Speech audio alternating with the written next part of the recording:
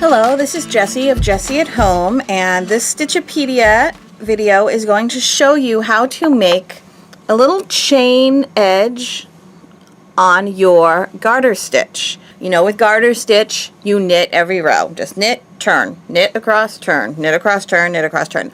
All you're doing here is changing that very first stitch. To begin, you're going to start with your yarn in front of your needle, and you're going to slip the first stitch purlwise, which means you're going to go into that stitch as if you were going to purl.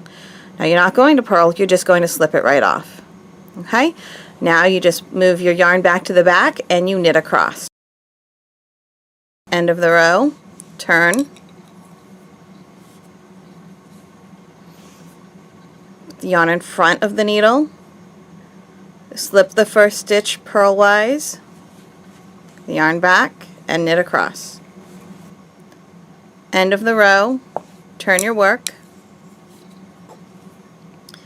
Keep your yarn in front of your needle, slip the first stitch as if to purl, and then knit across. And that is all it takes to get this chain edging on your garter stitch.